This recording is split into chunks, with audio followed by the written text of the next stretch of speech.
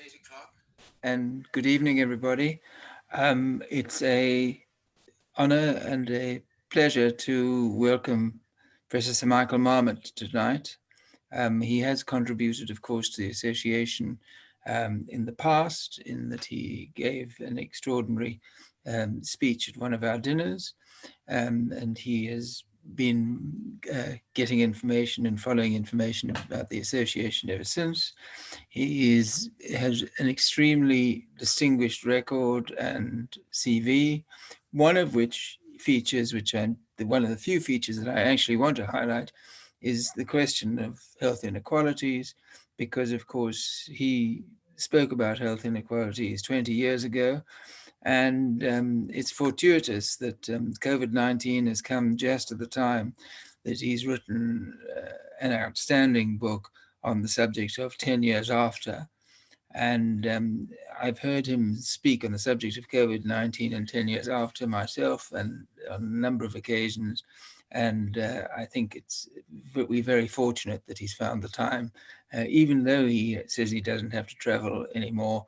He's found the time to actually do a session with us tonight. Michael. Thank you, and it's my pleasure. Yes, I do remember coming to that dinner.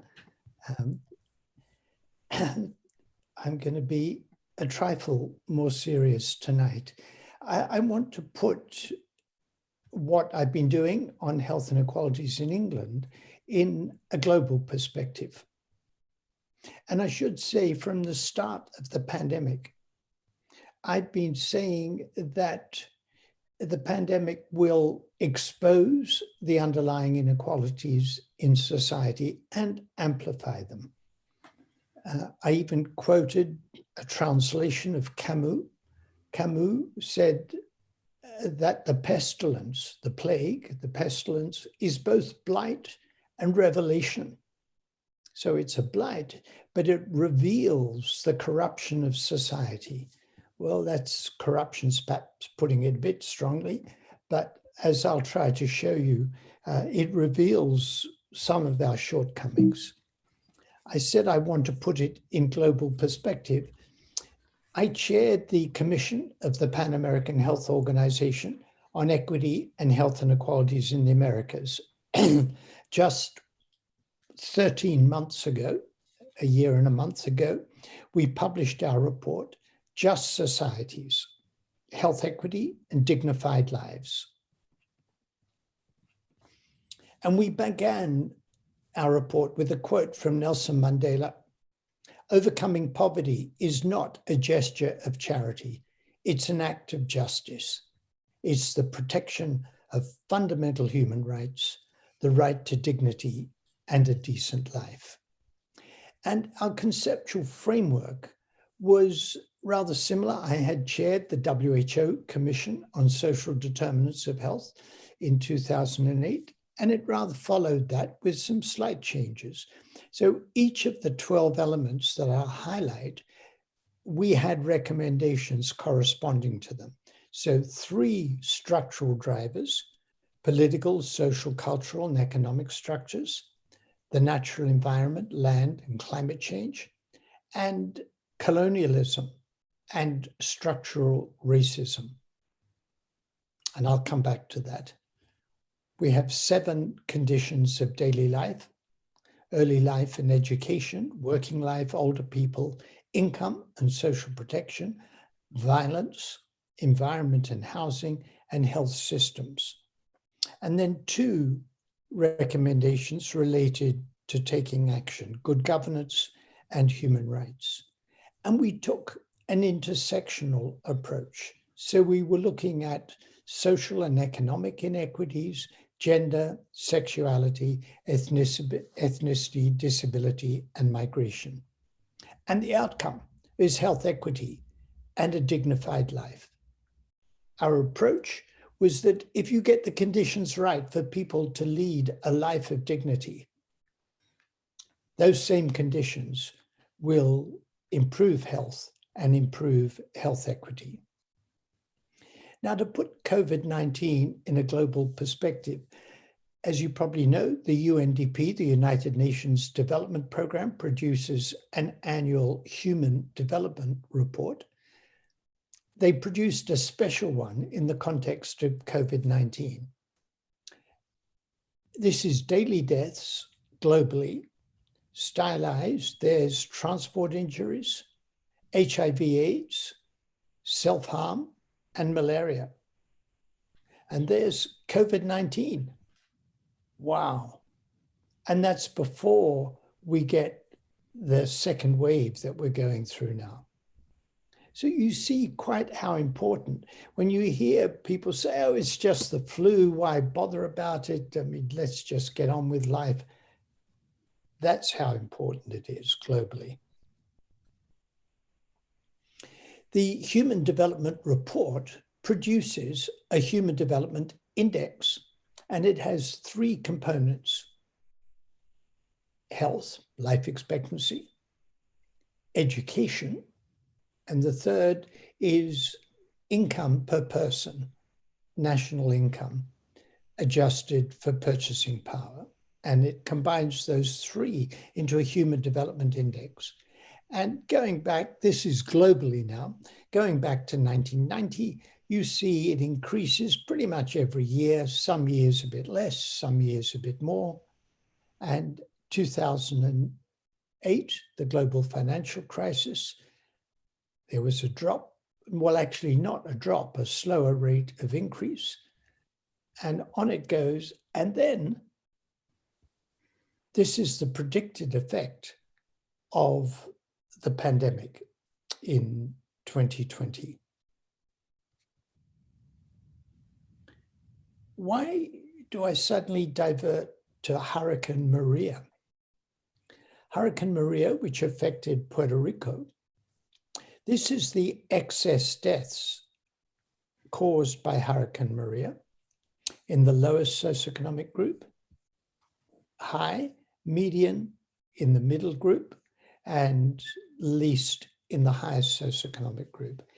Any external shock, be it a hurricane or a pandemic, is likely to expose the inequalities in society. So when the hurricane hit Puerto Rico, the poorer people were affected more than the people in the middle, who were affected more than the people at the top. And so it is with the pandemic. The opening line of my book, The Health Gap, was why treat people and send them back to the conditions that made them sick? The health care system is of vital importance, particularly in the time of the pandemic. I take that as a given. I want to talk about the conditions that make people sick. As David Katz said in his introduction, in February this year, the 25th of February, I produced Health Equity in England, the Marmot Review 10 years on. So just to go back, as I mentioned, I chaired the WHO Commission on Social Determinants of Health. We published our report in 2008, and the then Prime Minister, Gordon Brown, asked, how could we apply the recommendations of your global report to one country, England? So I produced the Marmot Review in 2010. So on the 10-year anniversary of that review, we published the Marmot Review 10 years on, looking back what had happened in the 10 years. And my simple summary is, we have lost a decade, and it shows. I would never make that statement without evidence. This is life expectancy at birth for women and men, and it was increasing about 1 year every 4 years. The men were catching up a tiny bit. And then 2010, there's a break in the curve. The rate of increase slows and it just about grinds to a halt. What happened in 2010? Well, as you might imagine, the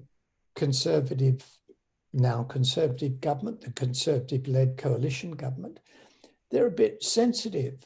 Could it be anything we did in 2010 that led to this slowing of the improvement in life expectancy? Well, it's possible, and I'll go into it. But one thing people said was, well, maybe we've just reached peak life expectancy. It's got to slow down sometime. Well, no, we haven't reached peak life expectancy. This is the annual life expectancy improvement in weeks, 2011 to 17. Estonia, Norway, Slovakia, Hungary, Denmark, Belgium, Austria, all of these countries have a more rapid improvement than do we.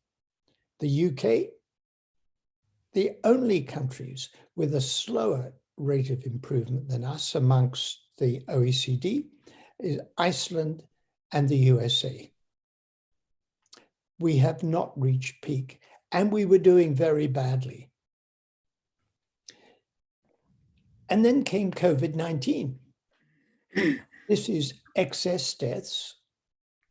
As you know, there are difficulties in international comparisons of COVID-19 because countries vary in the way they write the cause of death. So the excess deaths is based on the idea that you can predict how many deaths should have occurred in each week of 2020 if the rates of the previous 5 years had applied. And the excess is how many deaths did occur compared with how many you would have predicted. And the excess was higher in England than in Scotland, and higher in England than in any European country, even higher than the United States, although the US has done its best to catch up. Could there be a link between the fact that we had, apart from the US, the slowest improvement in life expectancy over the last decade and the worst record in Europe on COVID-19? I've been arguing that the health of a society tells us something fundamental about how well that society is working and meeting the needs of its citizens. If health stopped improving, it means society stopped improving. If health inequalities got bigger, as I'll show you in a moment, it means inequalities in society got bigger. Could it be that our high excess death rate relates to the same set of causes? It means society wasn't functioning very well. So here's inequalities from my 2020 report. By level of deprivation of area of residence. When people think about health inequalities, commonly they think of poor health for the poor. But what I've been emphasizing for a very long time is that it's a social gradient. The less the deprivation, the longer the life expectancy for males and females. The gap between the least deprived and the most deprived was 9.5 years for men, 7.7 years for women. And that gap has been getting bigger. The social gradient has been getting steeper. And if we look by region, it's really interesting. So this is women. Look at women living in the least deprived decile for different regions. There's a modest increase in every region, and the regional differences are quite small. If you're rich, it doesn't much matter where you are. Now look at the most deprived. It matters enormously where you are. Huge regional differences. Life expectancy for the women in the poorest 10% in London was going up, but in virtually every other region, it was going down. So this is where we were before the pandemic. Life expectancy had stopped improving, inequalities were getting bigger, and life expectancy for the poorest women outside London was going down. That is not supposed to happen. excuse me, I'm going to switch this light off while I'm talking because it's shining in my eyes. I'll switch it back on later. Then we come to COVID-19. And if you look at the social gradient in all-cause mortality and the social gradient in COVID-19, they're parallel, which means that the causes of inequalities in COVID-19 are rather similar to the causes of inequalities in all causes. And then there's some excess for COVID-19 down the bottom, which are arguably related to employment in frontline occupations and living in overcrowded multi-generational households. Scotland, we see the same thing. There's the social gradient for all causes and the social gradient for COVID-19. For all causes, the death rate is 1.9 times higher in the most deprived compared with the least deprived. And for COVID-19, it's 2.3 times. So the social gradients are rather similar, and there's some excess at the bottom, which we think is related to occupational exposure and crowding. And if we look at ethnicity, Black, British compared with white, this is women, 3 times the mortality rate. And then adjusting for deprivation and geography, we can explain 2/3, 3/4 of the excess. And in men, more than half the excess can be attributed to deprivation. And some of the rest will be, as I said, frontline exposures and overcrowding, which isn't quite captured by the conventional deprivation measure. Bangladeshi or Pakistani, double the rate. Almost all of it can be explained by deprivation and geography, and similarly for men. When Public Health England and the Office for National Statistics published these data, the Secretary of State was on the BBC and he was asked what he thought about it. He said, it's terrible, really terrible. And Black, Asian, minority ethnic groups should wash their hands and practice social distancing. And I was asked on the BBC, what do you think? I said, good advice, but we should deal with structural racism. Yeah, but what should we do tomorrow? Tomorrow, we should start dealing with structural racism. So in my 2010 Marmot review, I had 6 domains of recommendations. Give every child the best start in life, education and lifelong learning, fair employment and good work for all. Everyone should have at least the minimum income necessary for a healthy life, and healthy and sustainable places to live and work. And lastly, taking a social determinants approach to prevention. What happened? The government in 2009-10, or came in 2010, said we've got to put the public finances in order. My way of interpreting that was they said we're going to roll back the state. In 2009-10, 42% of GDP went in public expenditure. And over the decade, that 42% decreased and decreased. So by the end of the decade, 42% had become 35%. In 2009-10, we were in the middle of the European range in public expenditure. In 2018-19, we were near the bottom of the European range, still ahead of the US, which only has 25% in public expenditure, but a dramatic shift. And that reduction in spending was done in a most regressive way. These are quintiles, 20% of by deprivation, the least deprived 20%, the most deprived. And this is spending by councils per person. The grey here is total local authority service spending per person. In the least deprived 20%, the per person spending went down by 16%. And then the greater the deprivation, the greater the reduction. In the most deprived 20%, it went down by 32%. The greater the deprivation, the greater the need, the greater the need, the greater the reduction in spending. I showed this graph to an economist from the World Health Organization, and she said, "You must be making this up. I've never seen anything quite so regressive as that." Could that have played a role in the failure of health to improve and the increase in inequalities? Well, it could. Did it work?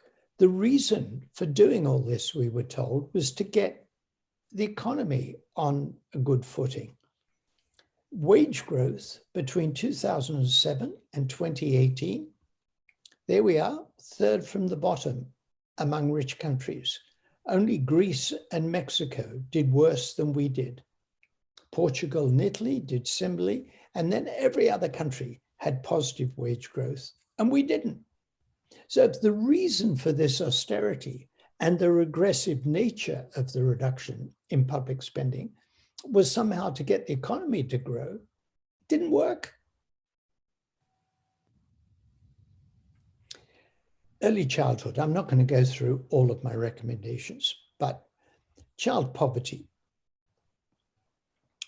Poverty is defined as 60% or less of median income.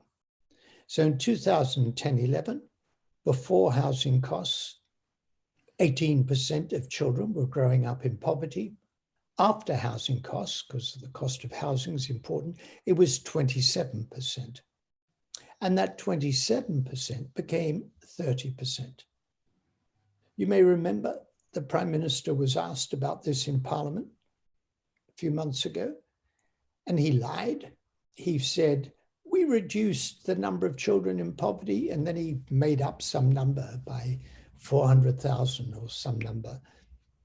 And he was questioned about it, and he came back to Parliament.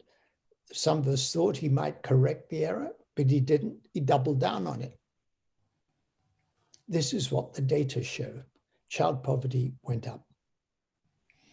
And if we look at family type, a lone parent not working, in 2010-11, 61% of children were in poverty, and that went up to 70%. Work was supposed to be the way out of poverty. For a lone parent in full-time work, 18% of children were growing up in poverty in 2010-11, and that went up to 30%. Work was not the way out of poverty. And if we look at the changes the Chancellor of the Exchequer made to the tax and benefit system by family type and income decile. So let's look at working age with children. If you were in the bottom 10% of income, as a result of the Chancellor's changes to the tax and benefit system, your income would have gone down by 15%. If you're in the second lowest decile, it would have gone down by 12%. Then the higher your income, the less the reduction. It seems to me this was a policy to make poor people poorer, but recognizing the gradient. The poorer you were, the greater you would suffer. And then we look what happened during COVID-19 and lockdown, the first lockdown. These are data from the Food Foundation. For families with children, food insecurity doubled. In fact, if you take supply issues as well, it went up nearly 3 times. 2 million children, this was during the first lockdown, 2 million children are food insecure. I highlighted housing. Housing is a poverty issue and it's a food issue. What do I mean? If you have to pay too much for housing, then you don't have disposable income to allow you to eat healthily. And if you're too poor, you can't live in decent housing and can't eat properly. The Lancet asked me to go and review a picture exhibition. I used to be a serious scientist publishing scientific papers in the Lancet. Now I review picture exhibitions and plays and books and things. It's great fun, actually. This was at the Coram Institute, which is where the Foundling Hospital was. Bedrooms of London. And to put it in context, I showed you housing costs nationally. Childhood poverty in London, less than 60% median income, 17% before housing costs, 37% after housing costs. Housing in London is driving people into poverty. This was one of the bedrooms children growing up in. Emily, Martin, and their baby sleep on the sofa bed in the living room where they eat. The other 3 children in the bedroom. Martin's in work. He earns £800 a month. Outside, older kids compete for drugs, clientele. They leave knives in the bushes where younger children play hide and seek. Wow. 2 double bunks. 3 teenagers and a 9-year-old in one room, mum and dad in the other. Both parents work, but they still have to have their rent subsidized. And the mother says, the area is full of gangs. I want my children to live in a safe place. There are kids around the building who don't go to school. I call this one everything and the kitchen sink. Look at the size of the place. There's the door. I guess that's a cupboard. The cot, a bed. That's it. Emily's partner left her when she was 5 months pregnant.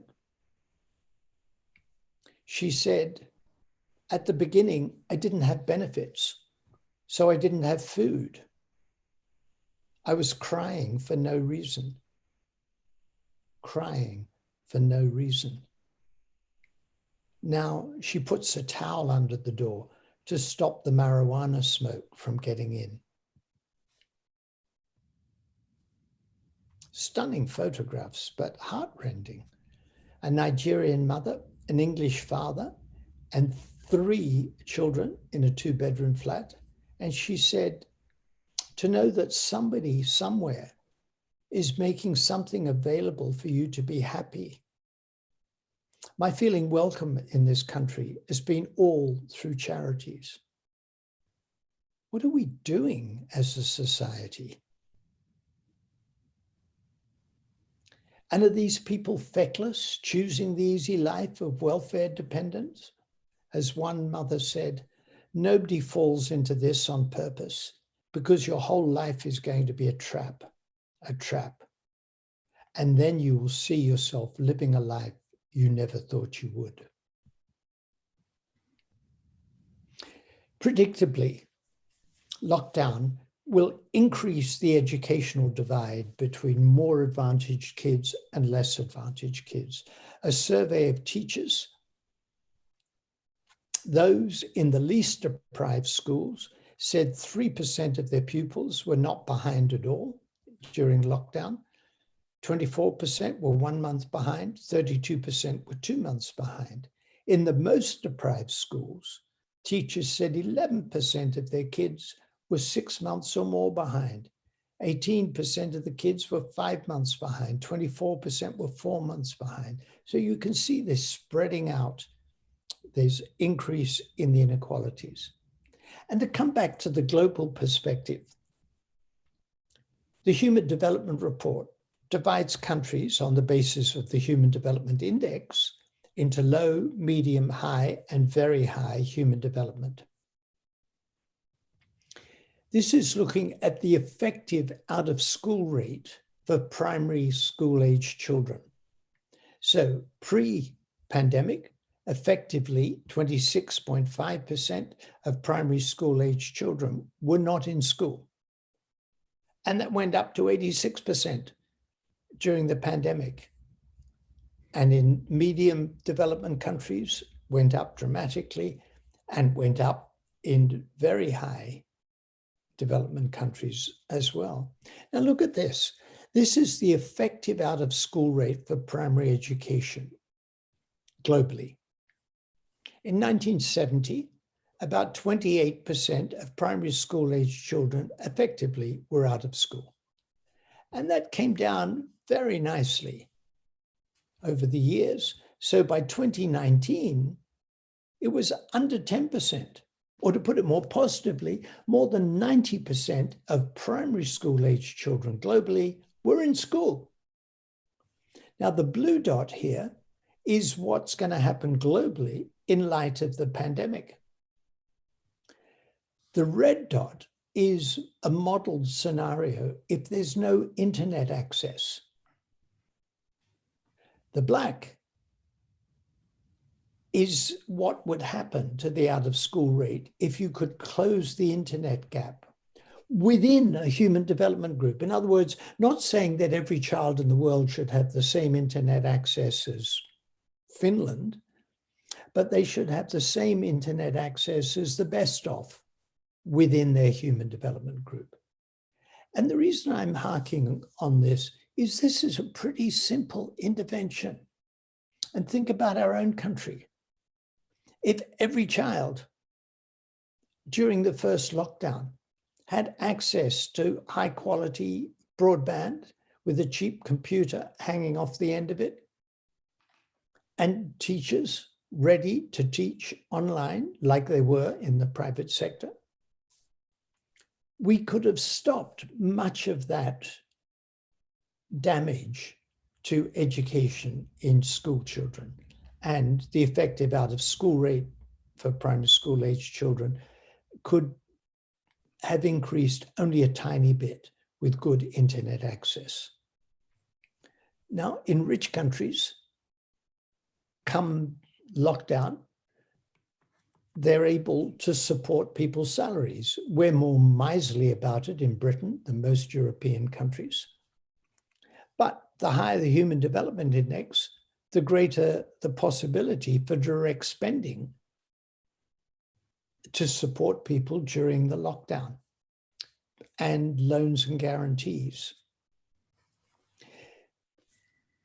I want to just speculate about this. This was published about a month ago, the Social Progress Index, and I chose two indices to illustrate. Germany handled the pandemic really well. The USA handled it really badly, and Brazil was worse. So if we look at inclusiveness as a measure of social progress, go back to 2011, Germany was a bit better than the US, but not much. And Germany remained high, not much change. The US was declining a bit and then declined further between 2016 and 2017 and kept declining. 2016, 2017, it's a bit relevant today, isn't it? And Brazil got their own Trump and declined dramatically. Now, this is not even correlation, let alone causation. I'm speculating that the country that handled the pandemic well out of these three, Germany, scored better on social progress than the two countries that handled it badly. In case you're wondering, the UK is in between the US and Germany. Another index, personal safety, Germany, high and remained high. The US a bit lower. They do have a lot of guns in the US. And then on the 20th of January, 2017, it started to decline and remained low. And Brazil with personal safety was always much lower, but got worse. So my speculation, and it relates to what I said at the beginning, that health is a measure of how well we're doing as a society. Germany is doing much better than the US, which is doing better than Brazil. I can't finish without talking about the environment. Air pollution, PM10, the more deprived quintile, higher PM10 exposure than the least deprived in London, Liverpool, Birmingham, Bristol, Leeds, and Sheffield. And we said in my 2020 report that we've got to bring the climate change and the health equity agendas together.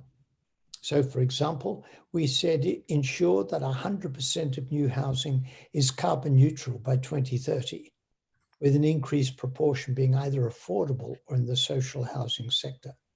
An aim for net zero greenhouse gas emissions by 2030, ensuring inequalities do not widen as a result. Let me finish with this. Where might I have got this quote from? A well-being approach can be described as enabling people to have the capabilities they need to live lives of purpose, balance, and meaning for them. Amartya Sen, philosopher and Nobel Prize-winning economist, possibly. But no, it was the New Zealand Treasury, Ministry of Finance in 2019, before the pandemic. As we think about building back better, as we think about the kind of society we want when eventually we emerge from this ghastly pandemic, what if we put a well-being approach at the heart of what we're trying to achieve, which can be described as enabling people to have the capabilities they need to live lives of purpose, balance, and meaning for them. Thank you. Thank you very much. And we're going to have, I've collected a couple of questions, and which I'm going to put to you. That was, you covered a huge amount of area and information. There was one question about the actual information that I wanted, the internet access question. The responsibility for internet access rests with government, with local authority, and is it different in different countries? How could that contribute to the way that internet distribution happened? That who's providing the internet service in the different countries where that is? Yeah, it's a good question, and it varies. In some countries, it became a big political issue for reasons that I don't understand. It became a big political issue in Australia with the Labour Party saying they would provide high-speed broadband in rural areas. And for reasons that I don't understand, that became highly political. So the government was going to do it. In the United States, not surprisingly, it tends to be the private sector that does it. So it varies enormously. It's difficult, I think, for local authorities to do it by themselves because it has to fit into a national scheme. But it's soluble. There are different models of doing it. There has to be a will to do it. It's soluble. And it's interesting. I'm getting off onto another topic now, but the Human Development Report, the one before the COVID one, they did talk about capabilities, and they talked about basic capabilities. Every time I go to India, I'm told we've got more mobile phones in India than we have bathrooms. And then I come home and I think, my family has more mobile phones than they have bathrooms. Everybody in my family has a mobile phone, but not everybody has a bathroom. But never mind. The point being that throughout countries at low and medium levels of human development, there's high penetration of mobile phones. But access to fixed broadband tends to be a luxury of higher human development countries.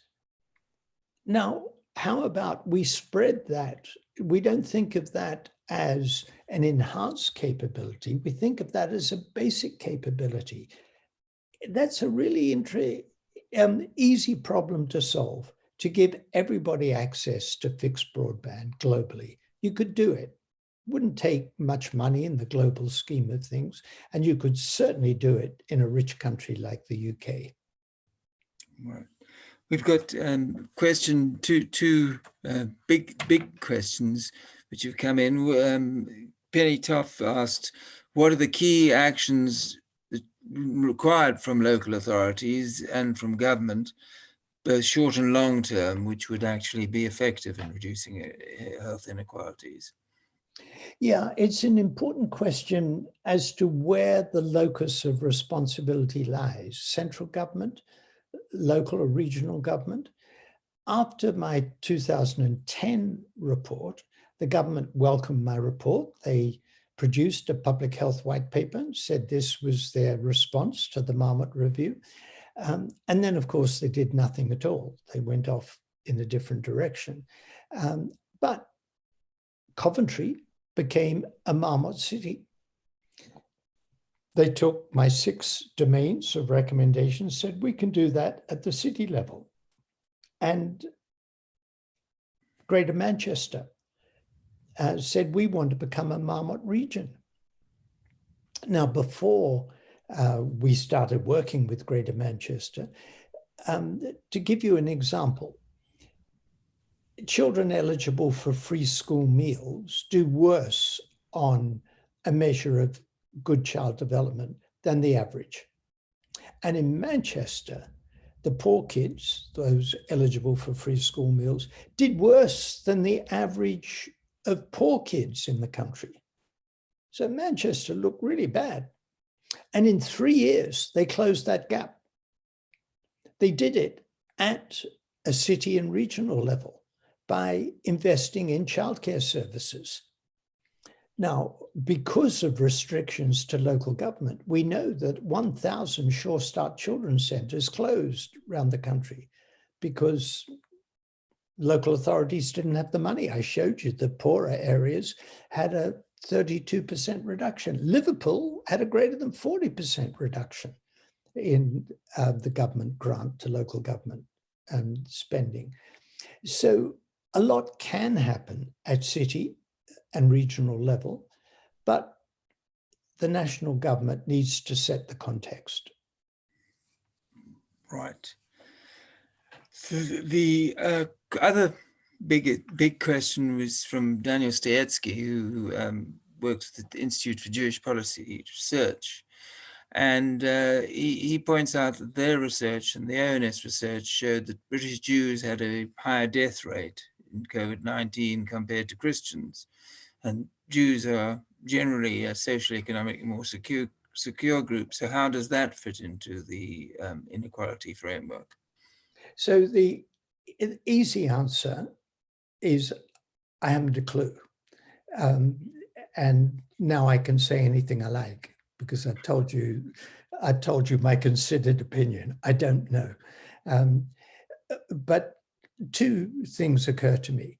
In the early stages of the pandemic, indeed, people of higher socioeconomic position coming back from skiing holidays and the like were infected. And then we saw, and this has been true in New York, in the Hasidic community, they don't follow social distancing. And it's a big issue in New York, whether that's true of the Hasidic community and how much that accounts for the high rate in Jews, I'm not sure. ONS has published this, and he's absolutely right. I mean, that's what the ONS data show. But whether it's related in the first instance to foreign holidays and in the second instance to Hasidic communities not following advice about social distance, whether that's the complete explanation, I don't know. I'm sure it's playing some role.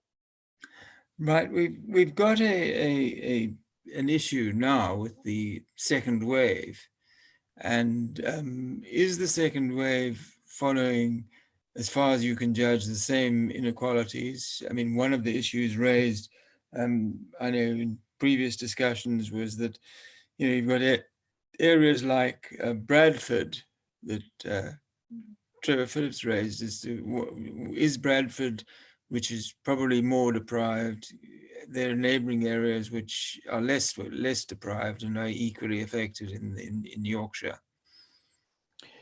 So let me answer your question and then answer a question you didn't ask. But I'll try and answer the first one. If you map what's going on now, it pretty well follows deprivation geographically. It didn't at the beginning. London's southeast looked worse, but that might have been the initial effect of, as I say, skiing holidays and the like.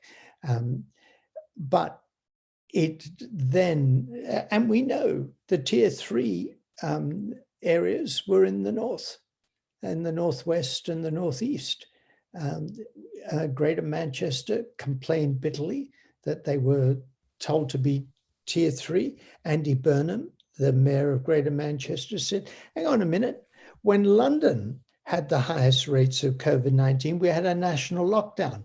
When the north has the highest rates, we get this regionals nonsense, which isn't going to solve the problem. And he was right, it didn't solve the problem. So we're back to the familiar north-south gradient. The more deprived areas in the north have the highest COVID-19 incidence and death rate. And it really does map onto deprivation. Now, the question you didn't ask me that I'd like to answer relates to the backwoodsmen who say, this is horrendous, just like the flu, you can't lock down, you do more damage by locking down than blah, blah, blah.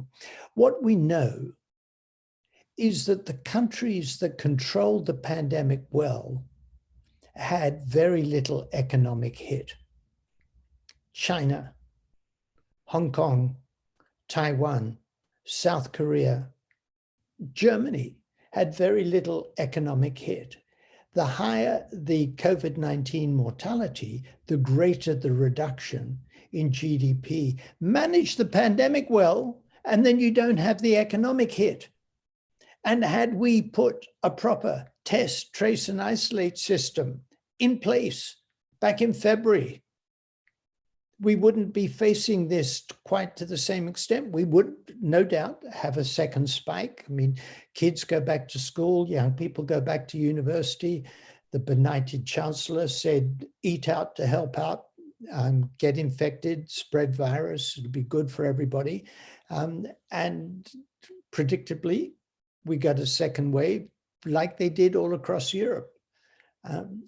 And so we're not unique in having this second wave. It's a Europe-wide phenomenon, but we're in a terrible position to handle it, because if we lock down and then open up again, say, right, great, enjoy yourselves, we'll get a third wave, unless we've got a proper test, trace, and isolate system in place. And we didn't do it. We spent billions on a system that doesn't work. Right. I mean, maybe I didn't ask the question because I didn't want to put prejudice into the way I was asking the question. We've got a question from the United States. Leon Finers would like to know whether in the utopia social distancing and mask wearing is lower in red states than in the blue. So it's lower in Republican than in Democratic states.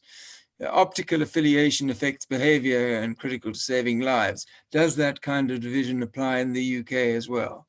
The UK has got a lot wrong with its politics, a huge amount wrong, but that ridiculous division we don't have.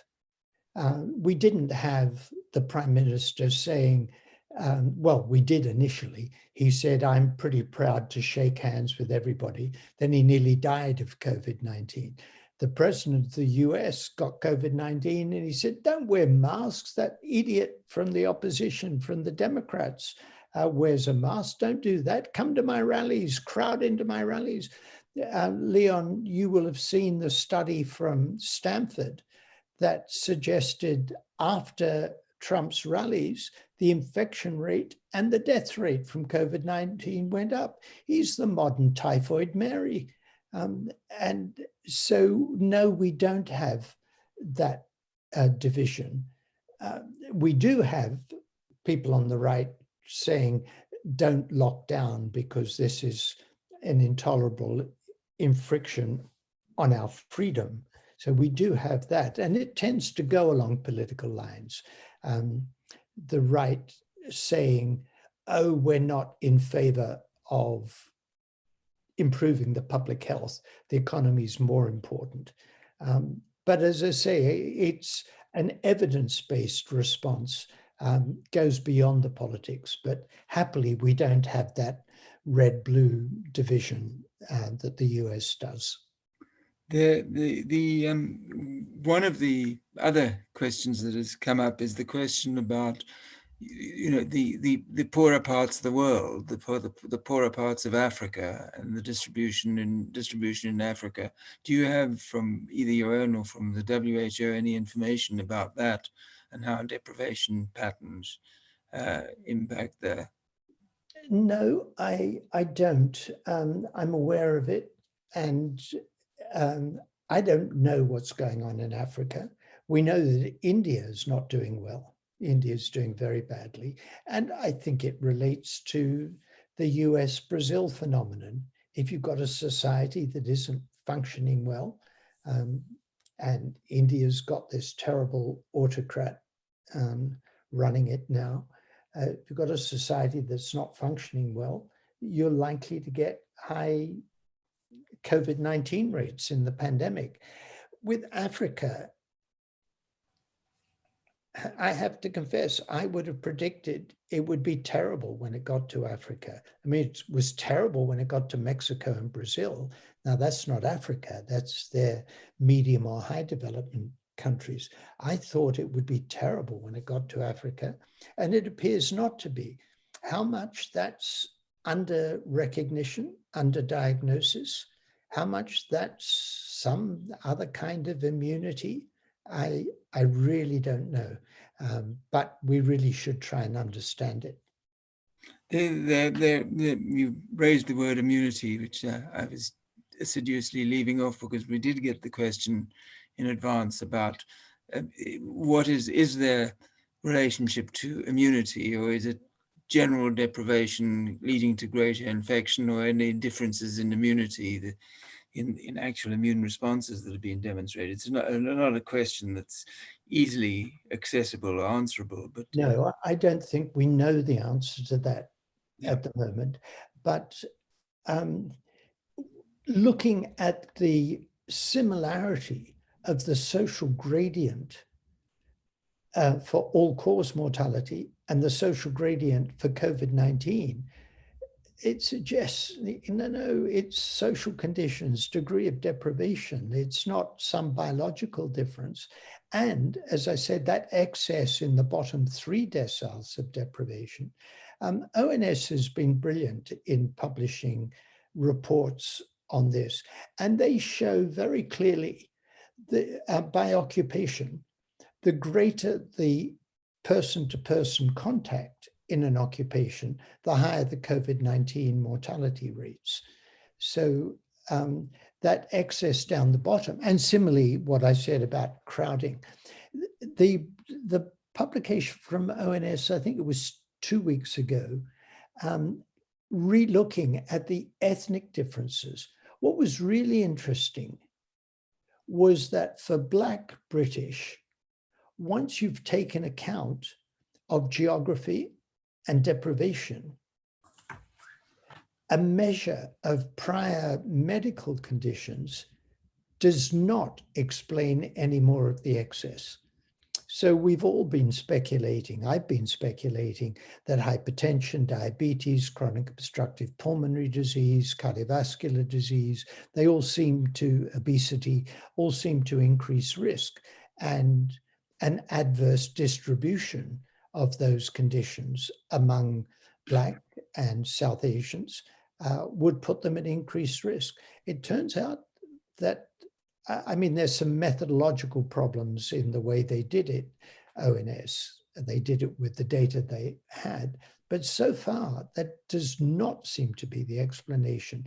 It does make some contribution to the excess risk in Pakistani and Bangladeshi, the existence of prior medical conditions.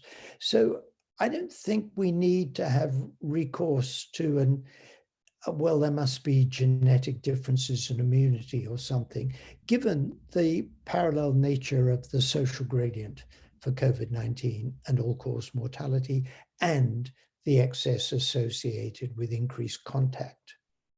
Right.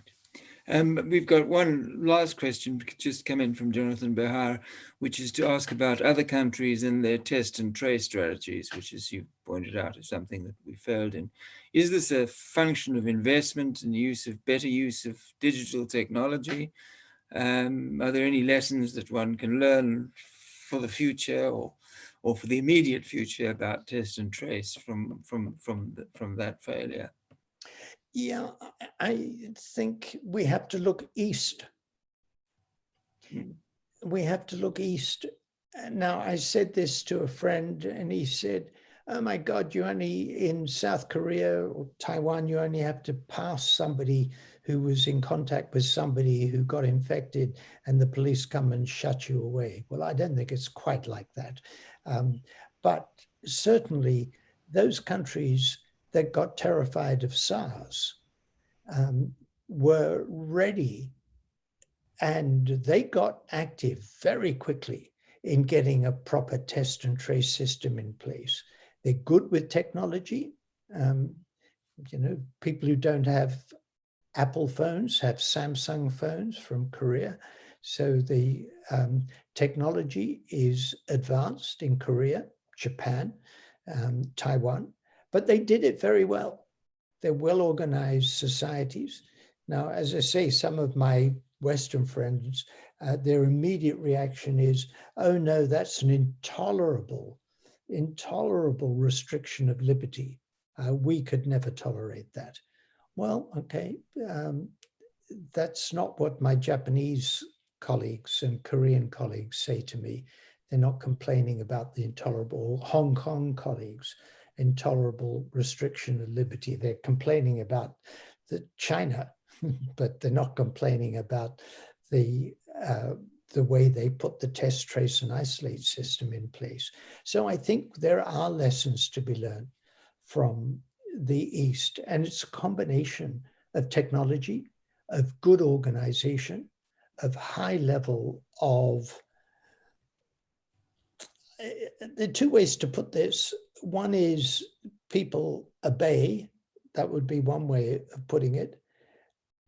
I suspect that that may be part of it, but the other way of putting it is people recognize the common good. You don't obey because you're just told to. You obey.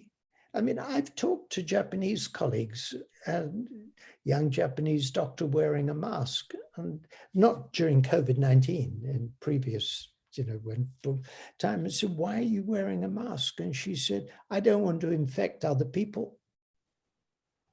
So the idea of doing something to protect the community, not just, she had a cold and she wore a mask because she didn't want to infect anybody else. So I think that commitment to the common good may well be a characteristic of the societies that I've mentioned. So yes, I think there's a great deal we can learn. We've had another contributor from Professor Weiss in the United States, in which he comments that Fauci has recently referred to comorbidities as being increased, causing or contributing to increased mortality, and obesity varies by race and ethnicity. So it's higher in African Americans. So there does contribute there. Do you care to comment on that? Yeah, I mean, that was my assumption, that it was certainly a contributor. And that's why I was intrigued to see this recent ONS publication. It wasn't looking at deprivation, it was looking at ethnic differences, that it didn't make much difference to the Black excess. Now, that may not be the case in the United States. It may, because as I said, in this country, it did make some contribution to the excess in Bangladeshi and Pakistani. And it may well make a contribution to the excess in African Americans. And the US, of course, has the problem that we don't have to the same extent here, which is poorer people have difficulty getting access to healthcare. And depending what happens tonight and tomorrow, another 20 million might have even greater difficulty getting access to healthcare, which is not a disaster. Right.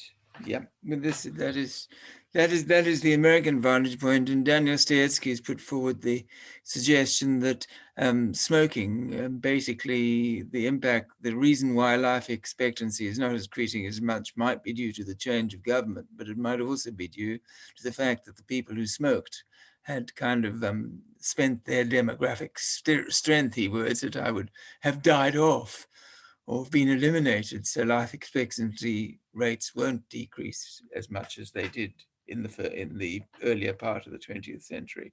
It's an interesting alternative. You can see I'm frowning that you'd have difficulty modeling. You could say that the improvement in life expectancy could be linked to the reduction in smoking. You could say that.